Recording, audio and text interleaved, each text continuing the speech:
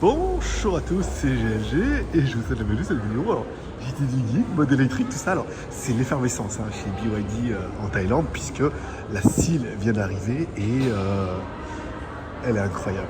Elle est incroyable cette voiture. Elle est magnifique. Qu'est-ce qu'elle est belle. Voilà. Donc là, elle vient d'arriver. Je vais essayer de dézoomer un peu. La face avant est terrible. Je vais essayer de voir si je peux en trouver une là-bas où je puisse monter dedans. Elle est très sympathique. Avec les diffuseurs. Je sais pas si c'est une version spéciale, celle-là, où elles ont toutes les diffuseurs et il y a beaucoup de monde. Je vais essayer de voir. Il y a beaucoup de monde, ça va être. Je pourrais pas rentrer dedans, malheureusement. Alors je ferai une deuxième vidéo. Mais oui, forcément. Je crois que le lancement c'était aujourd'hui ou hier et tout. La voiture est très sympathique. Je vais essayer de voir si je peux arriver à trouver un créneau pour monter dedans. Parce que là, il y a vraiment beaucoup de monde. Je cours jusqu'à la voiture. C'est le feu. Il y a un monde de fous qui vient voir la voiture et tout. Je vais voir un peu l'intérieur et tout par rapport à là. Je les ai pris de vitesse. Je vais voir un peu l'intérieur. Ici, on va dézoomer un peu. Bon, on retrouve le même écran que sur la Dolphin et sur la Tau 3. Chargeur induction. J'aime beaucoup le petit manuel comme ça. Avec les boutons, c'est sympa. L'écran, on retrouve un écran un peu plus grand que sur l'autre, mais le volant et les commandes, ça reste similaire, quasiment la même chose. Elle est très jolie cette voiture, pas mal. Porte-gobelet, ici il y a le NFC, ok, pas mal, elle est jolie hein. Oh, c'est très stylé comme ça en blanc. Je vais vous faire voir parce que, alors le dit l'audio au niveau de l'audio, c'est au niveau des poignées de porte, c'est comme de la Tesla, vous voyez, on se met comme ça. Là, la voiture elle rentre, hop. Et là on ressort les poignées. C'est classe, c'est très classe. Ça fait vachement son effet. À l'arrière, je vais regarder un peu. Oh, qu'est-ce qu'elle est belle.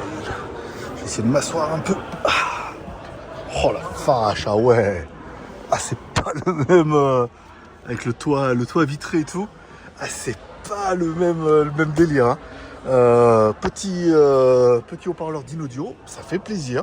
Voilà, il y a un peu de l'option et en plus c'est un 2 voies et il y a Twitter et tout. L'arrière, elle est très jolie. Oh, qu'est-ce qu'elle est belle cette voiture. Ah ouais, là on est. Alors, j'ai eu l'opportunité de monter dans une Tesla la semaine dernière. Bon, c'est pas mal, mais c'est quand même un peu trop épuré pour moi. Là, on retrouve quand même un peu des boutons. Vous voyez, au moins au niveau du centre. On retrouve les modes, des choses comme ça, le porte-gobelet, le volant, dans un espèce d'Alcantara.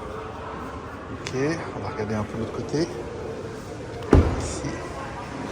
Est-ce qu'on va arriver à ouvrir le coffre? Est-ce qu'on peut ouvrir le coffre? Là, il y a un bouton. Pas mal, ok, coffre électrique. C'est bien. Waouh! Ah bah ouais, là tu mets un cadavre. Faut le plier en deux, mais tu le mets. Ah ouais, bien. Et après, on va refermer le coffre électrique, ça fait plaisir. Sur le poignet aussi. Voilà, boîte à gants. C'est ce que j'ai vu sur la Tesla. C'est que pour ouvrir la boîte à gants, il faut le faire sur l'écran tactile. Si ça marche pas, tu peux pas ouvrir la boîte à gants. Elle est très stylée. Il n'y a pas de possibilité de l'essayer pour le moment. Il y a beaucoup trop de monde et tout, mais il y a énormément de petits détails qui font que pour un modèle de base, les petites ailettes ici, c'est joli. Et en bas là, on a les petites ailettes aussi là, qui sont toujours très sympathiques. Le diffuseur à l'arrière, vous voyez, qui remonte un peu comme ça. Elle a un petit air de... Vous voyez, les ouvertures ici aussi là, pour sortie de roue, même si on voit que c'est le plastique, que c'est plein.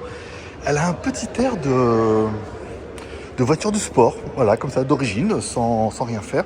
Les feux sont terribles. Les petits feux de jour. Vous voyez, là aussi, il y a un petit rappel avec des LED et tout. Elle est incroyable, cette voiture. Elle est incroyable. Je vais demander le prix. je m'en fais plus essayer de trouver le... Il n'y a pas non, il y a des choses petits. Comme ils viennent juste de les recevoir. Et alors, là, il y a la blanche aussi. Il y en a une noire là-bas. Vous dire laquelle que je préfère, je sais pas. Alors en blanche, elle est plus jolie. En noir, c'est salissant. Je serais pas fan. Je vais essayer de voir si je peux vous trouver un prix. Et évidemment, je me pose avec plus personne. C'était vraiment le rush. Et 1 449 000 bahts. Voilà, ça fait 37 000 euros. Bah, 37 000 euros, c'est la version 87 kW au niveau de la batterie, tout. Énorme. Elle est juste énorme cette voiture. Voilà. Je vais essayer de voir si je peux trouver une petite fiche. J'aurais bien aimé avoir. Ah ouais, là, ok. E-brochure. Ok, on peut trouver la brochure ici. Ok, bah c'est bien. Très joli. Bon, bah après 37 000 balles, quoi. Ouais, c'est toujours pareil. Question de budget, mais et encore une fois, c'est un prix hors taxe et en Asie, tout. Mais voilà, c'est vraiment la grosse nouveauté. Ils ont viré toutes les. Ils ont viré toutes les Atto 3, toutes les Dolphins. Ouh, en bleu comme ça. Waouh. Elle est belle, hein. En bleu, elle est jolie, hein. Ouais. Ouais. Je pourrais kiffer aussi. Ok. Bon, c'est bien, donc vous me direz 37 000 balles. Je trouve pas hors de prix par rapport au véhicule exceptionnel que c'est, quoi. Avec 87 kW de batterie, voilà quoi. Ça doit... je sais pas combien elle fait de chevaux et tout. Voilà. Bon, pour l'instant, c'est vraiment juste. Je suis passé devant, j'ai vu qu'ils les avaient reçus et je me suis dit, tiens, je vais m'arrêter, je vais faire une petite vidéo et puis bah, vous me direz s'il faut absolument que je revienne et que j'en fasse prêter une.